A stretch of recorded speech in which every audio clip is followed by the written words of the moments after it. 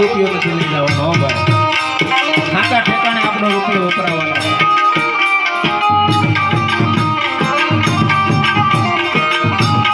જય ખોડલમાં, જય ખોડલમાં, જય ખોડિયારમાં.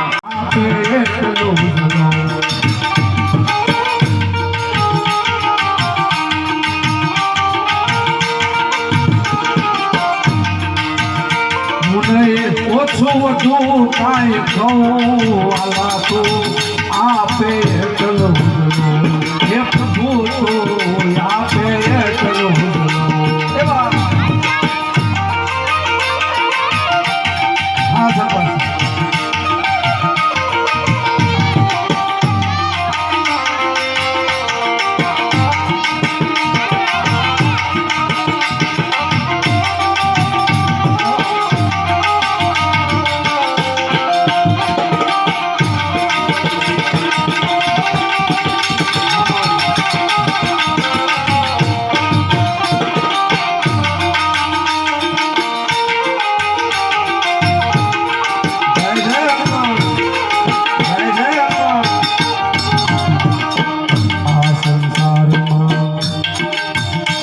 સમૃદ્ધિના ભંડાર ભર્યા છે હે વાલા હવે ભંડાર ભર્યા છે કઈ સમૃદ્ધિ કહેવાય? દરિયો પાણી પવન આ બધી ભગવાનની માયા છે સાહેબ.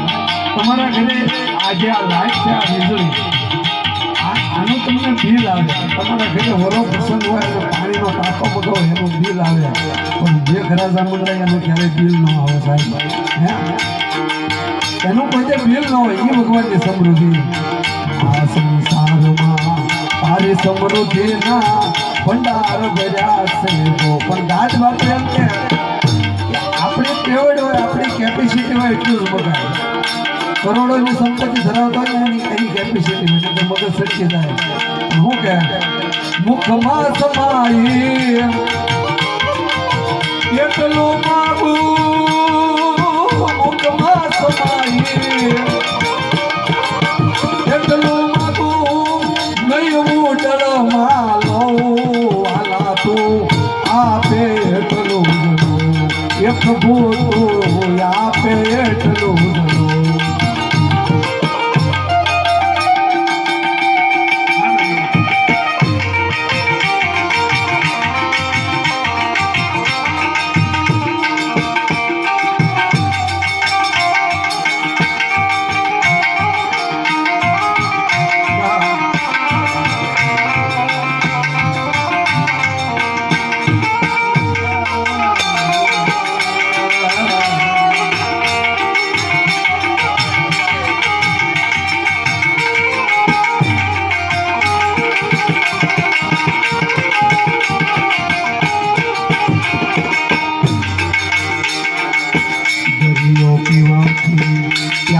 બુજે નહીં થઈ જાય અપચો. હું તમે દરિયાના કિનારે બેઠા હોય, ખૂબ તરસ લાગી હોય છે, પણ દરિયાનું પાણી ખારું હોય, એ પીવાથી તરસ્યા માણસની તરસમાં શીખે. કવિ દાદ એમ કે મીઠડું નાનું જલનું મળે, મીઠડું નાનું જરણું મળે તો અમૃત ઘૂંટડા પીવાલા તો આપે એટલું જરો એ પ્રભુ તો આપે એટલું જરો.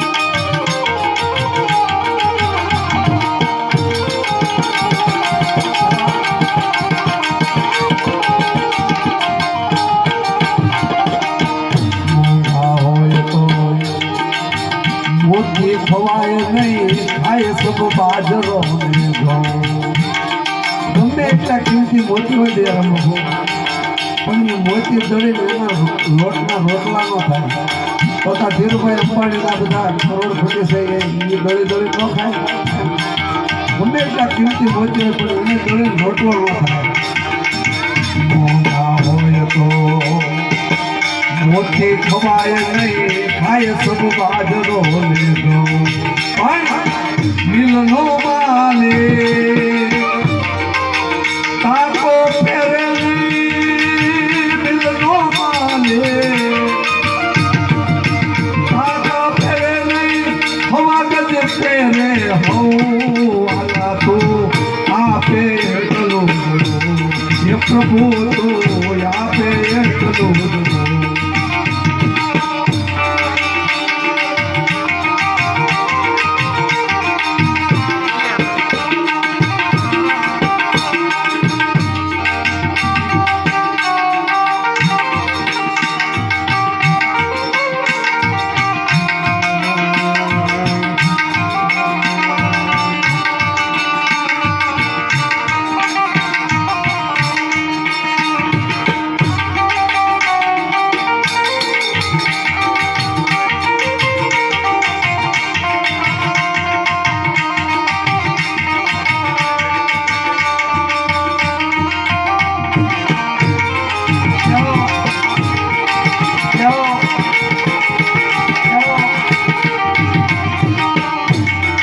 છેલ્લે મંદિરની અંદર દાસ બાપુ ચોખો કરે છે ઘરના ખૂણામાં અને શ્યામ મળે તો ગાવ સિદ્ધ ગાવના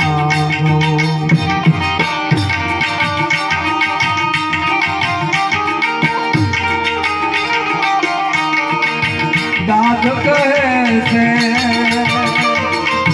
તારી સમૃદ્ધિના દાદ કહે છે તારી સમૃદ્ધિના ભંડાર ભર્યા છે આલા તો આપે એટલો એ પ્રભુ તો આપે એટલો એ પ્રભુ તો આપે એટલો પ્રભુ તો આપે એટલું જ લઉં હું નહીં ઓછું વધુ કાંઈ કહું પ્રભુ તો આપે એટલું લેવલ હોય ને એ પ્રમાણે જ આપે સંપત્તિ ઘણા બેઠા બેઠા બળદરા કર્યા હોય પણ રામના નામ ઉપર સાહેબ પથ્થર કર્યા હોય રામના નામ ઉપર પથ્થર કર્યા હોય પણ બાપુ માણસ નથી કરતા રામના નામે પથ્થર કરે માણસ નથી કરતા કારણ કે ભરોસો નથી અજયભાઈ ભરોસો હોય ને તો રામના નામે પથ્થર કર્યા પણ માણસ કરી જાય પણ લંકાની માલિપા જઈ અને કોઈ રાવણના ગુપ્તચરો હતા એ લંકાની માલિપા જઈ અને રાવણને જઈને એટલું કીધું એક જ મિનિટની વાત છે પછી આપણે બેનને સાંભળવા છે એ ગુપ્તચરોએ જઈ અને રાવણને એટલું કીધું કે હે લંકેશ નવગ્રહ ટોલીએ બાંધ્યા છે ભાવ આંધું કરે છે પવન પાણી ભરે છે અને આ લંકાના સિંહાસન ઉપર બેઠા એક નાનો એવો તપસ્વી રામ છે સાહેબ અને નાનો એવો તપસ્વી રામ દરિયાની માલિપા એમ કહેવાય કે શેતો બાંધી દીધા એના નામના પથ્થર થયા હે લંકેશ તમે કાંઈક પરાક્રમ બતાવો નકર તમારો પક્ષ છોડી અને રામના પક્ષની અંદર વયા જાય સાહેબ આવું રાવણને કેવું એટલે કાળને આમંત્રણ દીધા જેવું કહેવાય જે એના વિરોધી માણસો ઈ એમ કે અમારે તમારો પક્ષ છોડી દેવો છે અને રાવણને સાહેબ સમજવો બહુ અઘરો છે સિંહાસન ઉપરથી ટૂંકમાં વાત કરો ઊભો છો સિંહાસન ઉપરથી લંકેશ ઉભા થાય અને એમ કે કાટ કાટ કાટ કાટ કાટ કાટ કાટ પગથિયા ઉતરે અને સમુદ્રના કિનારે જઈ અને હાથમાં એમ કહેવાય કે નાનો એવો પથ્થર લીધો અને પથ્થરની માથે રાવણ શબ્દ લખી નાખ્યો કે આજ મારા માણસો એમ કે રામના નામે પથ્થર કર્યા ઈ રાવણે પથ્થર લઈને એની માથે રાવણ શબ્દ લખ્યો અને ઈ પથ્થરને પાણીની અંદર મૂક્યો અને ઈ રાવણના નામનો પથ્થર તર્યો એટલે ઓલા રાક્ષસો જે હતા ને ઈ કે આપણો લંકેશ કઈ જેવો તેવો નથી રામના નામે પાણા તરે આપણો લંકેશ છે એના નામે પાણા તો તરે છે એટલે લંકાપતિની જય હો લંકાપતિની જય હો આખી લંકાની માલિપા એમ કહેવાય કે રાવણનો જય જયકાર થઈ ગયો કોણે ખસકે ગલીએ ગલીએ રાવણનો જય જયકાર થઈ ગયો કે રાવણના નામે ભાણા કર્યા. પણ છેલ્લે મંદોદરીના કાને આ વાત ગઈ, કારણ કે એ તો સતી હતી અને સત્ય જતી હોય ને બધું ખોટું પડે. હનુમાન જતી, લક્ષ્મણ જતી, બધા જતી, અને મંદોદરી સતી હતા. અને ઘરનાને ખબર હોય કે હાજે કેટલી ઈંટું સુણીને આવે, બીજા ન ખબર હોય. હાજે કેટલા ઈંટડા સુણીને આવે, કેટલી પેટી વગાડીને આવે, એ ઘરે જ ખબર હોય. મંદોદરીને ખબર કે રામ છે એ બ્રહ્મ છે, પરિપૂર્ણ પરમાત્મા પોતે છે. એના નામે પથ્થર કરે એ 100% વાત સાચી છે, પણ મારા પતિના નામે, રાવણના નામે પથ્થર કરે એ વાત મને ગળા હેઠી નથી ઉતરતી. આમાં કાંઈક ભેદ છે. એટલે જ્યારે રાવણનું અને મંદોદરીનું એકાંત મિલન થાય એટલે સતી મંદોદરી રાવણને પૂછે છે કે સ્વામીનાથ, રામના નામે પથ્થર કર્યા 100% સાચી વાત છે, કારણ કે એ તો બ્રહ્મ છે એટલે પથ્થર કર્યા, પણ તમારા નામે પથ્થર કર્યા એ વાત મને ગળા હેઠી નથી ઉતરતી સ્વામીનાથ. તેથી રાવણે કીધું કે મંદોદરી સાંભળો સતી, તમે મને સમજ્યા, રામના નામે પથ્થર કર્યા મારા નામે પથ્થર કર્યા એની અંદર ભેદ હું છે એ તમને વાત કરું કે સતી સાંભળો કે હું સમુદ્રના કિનારે ગયો એ વાત સત્ય છે, મેં હાથમાં પથ્થર લીધો એ વાત પણ સત્ય છે, એ પથ્થરની ઉપર રાવણ શબ્દ લખ્યો એ વાત સત્ય છે, પણ એ પથ્થરને જ્યારે પાણીની અંદર મેં પ્રવાહ કર્યો ત્યારે પથ્થરને મેં એટલું કીધું તો કે પથ્થર જો ન તરતો તને રામની દુહાય છે, એટલે એ પથ્થર તર્યો તો મારથી નહોતો તર્યો. છેલ્લે એને સાહેબ રામની દુહાઈ લેવી પડી હતી. એટલે અને રામનું નામ તો જાનીભાઈ ભાગમાં હોય તો જ લેવાય, નકર ઓલા દાદાની જેવું થાય. છેલ્લી અવસ્થા હતી, છોકરા ઘેરીને બેઠા, દાદાનો જીવ જાય નહીં.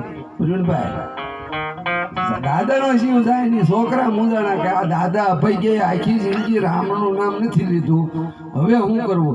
દાદાને કે દાદા રામ બોલો, દાદા કે રામ નો બોલ્યા. એટલે છોકરાઓ બહુ તૈયાર હતા. છોકરાએ એમ કીધું કે કામ કરો, બાજુમાં રામગર બાપુ રહેશે, ત્યાંથી રામસાગર લઈ આવો, રામસાગર બાપાને બતાવો. એટલે બાપા એમ કે રામસાગર કહેવાય, એટલે રામસાગર શબ્દ બોલે એટલે દાદાનો દેહ છૂટી જાય. એટલે છોકરા રામસાગર બતાવ્યો, દાદા ને બતાવ્યો બાપુ આને શું કહે? બાપા કે આને તંબુરો કહેવાય. રામસાગર નો બોલ્યા. બાજુમાં એમ કહેવાય કે રામેશ્વર મહાદેવનું મંદિર હતું, કેસરી વાવટો ફરકતો હતો. અને છોકરાએ કીધું બાપા ઓલું જે મંદિર છે અમે કેસરી વાવટો ફરકે છે, ક્યાં ભગવાન? છોકરાઓને એમ કે રામેશ્વર મહાદેવનું મંદિર છે એમ કે બાપા. એટલે બાપાએ નેજો માંડીને કીધું કે કામ હોય ને તમારું બાપ આવું હોય જ હાલી હું નીકળી આપો. છોકરાઓ કે બાપાને શિવલિંગના દર્શન કરાવીએ, છોકરાઓને ભગવાન પાસે લઈ જઈએ, કદાચ શિવલિંગ પાસે લઈ જઈએ એટલે સ્લીપિંગ કોસ ઉપાડ્યા દાદાને કે ખાટલા હોતા ને દાદા આ જે ભોળાનાથની લિંગ છે ક્યાં મહાદેવ છે? દાદા કે આમ હોય ને આમ હોય, કે આમ હોય ને આમ હોય. છોકરાઓ મૂંઝાણા, હવે શું કરવું? આ ભાઈ કે આખી જિંદગી રામ નામ લખી લીધું. એટલે છેલ્લે એક ડોશીમાં હતા ને, પહેલાના ગઠિયા પાસે બુદ્ધિ વધારે હતી. એ કે રોયા હું જાણે હું તમે બધા ઘેરીને બેઠા છે, તમારો દાદો લઈ લે રામનું નામ હાલી નીકળ્યા છે, તો ત્યાં હું તેમ કરે તમારો બાપા સમાય છે, રામજી એને બોલાવો ને. ડોશીમાં એ બુદ્ધિ ગુજારી કે તમારો જે જમાય છે એનું નામ રામજી છે, એને ફોન કરો. એટલે અને બધાને પરણેલા હોય ને બધાને ખબર હોય, આર્યમાં એમ જ કે અમારે ફલાણા આવ્યા, ઢીકણા આવ્યા, નામ કોઈ ના લે, ખોટું લાગી જાય. અમારે નાનજી કાકા આવ્યા એમ ન કે અમારે નાનજી આવ્યા, એમ જ કહેવું પડે. એટલે 98 કર્યો ફોન, મારો નંબર છે હો ભાઈ. ખખડી ગયેલ રાત દૂધ લઈ અને એમ કહેવાય કે રામજી આવ્યા. અને કેવી દાદા ખાટલે ભાંગીતે ઊભા રાખ્યા ને પછી દાદાને ટેકો કરવો પડ્યો. સાંભળી લેજો કે છેલ્લે ભજન ઘટે એટલે ટેકા કરવા પડે, છેલ્લે ભજન ઘટે એટલે ટેકા કરવા પડે. એ બાપાને બેઠા કર્યા અને કીધું બાપા આ મહેમાન આવ્યા છે એ કોણ છે? બધા વિચાર કરે કે આગળ ક્યાંક રામજી આવ્યા. બાપે નેજો માંડીને કીધું આ તો આપણી ભયંકર વોર નહીં, આપણો ઘરવાળો નહીં. અરે તારી ભલી થાય, કોઈનો ભાર નો રાખે મોરારી વ્યાજ સહિત તે આપી સાહેબ. ભગવાન ભગવાન ક્યારેય કોઈના ઋણમાં ન રહે. ઈ તો આ જગતમાં એક જન્મ જેણે રામને ભણી નાખ્યા, આ એક જ જન્મ છે. નકર એક વાણીએ ટલ્લે સડાય ભગવાન. વાણીએ એમ કીધું કે હું જ્યારે મરી જાઉં, ગુજરી જાઉં એટલે સાંભળી લ્યો, બધા આવે ને એને કહી દેજો કે ભગવાને મારી નાખ્યા, ભગવાને મારી નાખ્યા એમ કહેવાનું.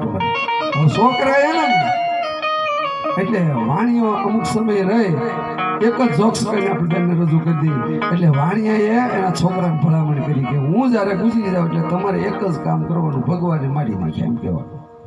એટલે શેઠ ગુજરી ગયા, છોકરા આના પછી શેઠને શમશાન યાત્રા એ નહોતા લઈ ગયા ને કે જાનીભાઈ બધા આજુબાજુમાંથી ભેગા થયા કે આ શેઠને ઠામું કે હું છું. છોકરાઓ કે ભગવાને મારી નાખ્યા, મારા પપ્પાને ભગવાન મારી નાખ્યા. રામ બોલો ભાઈ રામ, રામ બોલો ભાઈ રામ કરતા કરતા એમ કહેવાય કે નન્નામી નીકળી અને બરોબર શમશાને ગયા. શમશાને સીતા ખડકાણી અને સીતામાંથી એ શેઠનું એમ કહેવાય શબ શું રહ્યું. અને ભગવાન વિચાર કરે કે મારા દીકરા વાણિયાએ મને ટલ્લે સડાવ્યો હે, અને જો પ્રમાણ ન આપો તો હું કાળિયો ઠાકર ન કહેવો. એ શેઠને હજીવન કર્યા, પ્રાણ પૂર્યા. ટૂંકમાં વાત કરું, પ્રાણ પૂર્યા. શેઠ બેઠા છે સીતા માથે અને પછી કર્યા દોકડ બાંધીને રામ ધૂન લાગી, ગોપાલ ધૂન શેરી વળાવી, સાજુ કરોડ ભૂખ લાવો. શેઠને હમયું કર્યું, ગામમાં પાછા લેવા, વાસ્તે કાસ્તે લેવા અને બરોબર એમ કહેવાય કે ગામનો ઝાપો હતો. એ ઝાપાની અંદર ગામની અંદર પ્રવેશ કર્યા ને ત્યાં ભગવાને માયા કરી, બે આખલા તૈયાર કર્યા. એક આપણી પાસે ફૂટિયા કહી, એક બાજુથી ખૂટ્યો આમ ધડ્યો, એક બાજુથી આખલો આમ ધડ્યો અને શેઠને કહી દીધો પીડિયો લઈને ડિસ્કી ઓટર ફસા. શેઠ ઉકલી ગયા અને પછી કોઈ પૂછ્યું કે ભાઈ શેઠને પૂછ્યું એટલે કીધું કે ખોટિયાએ મારી નાખ્યા. સાહેબ એનું નામ કાઢી લીધું એટલે કીધું કે કોઈનો ભાર ન રાખે, મોરારે વ્યાજ સાહિત્ય આપી. ફરી પાછું મનોરંજન કરાવી, સારી સારી સાહિત્યની વાતો કરવી છે. પણ જેની જોતા વાટ આવી ઊભા આંગણે અમે જોતા હતા એવા માયાબેન સોલંકીની વાત તો માયાબેનને રજૂ કરવાના છે. અમારે અલગધણી મિત્ર મંડળ અહીંયા પધાર્યું છે, એની ફરમાઈશો પણ ઘણી છે. રામદેવપીર બાપાને યાદ કરવાના છે, બધાને મોજ આવે, બધાની ફરમાઈશો પૂરી કરવાની છે. કારણ કે અત્યારે સમય ઓછો છે, ફરમાઈશ જાજી છે, સવાર સુધી ખૂટે એમ નથી જાની દાદા. પણ માયાબેન સોલંકીને એકવાર જોરદાર તાળીઓના ગડગડાટથી વધાવી. તાળીઓની બરોબર પડતી નથી. આપણે કીધું થોડા બેઠા પણ માણા બેઠા, તાળીઓ પડી દો આમ દો. આપણે કઈ એવું નથી કરવાનું, કદાચ બેન ગાયને કોકને મોજ આવી જાય.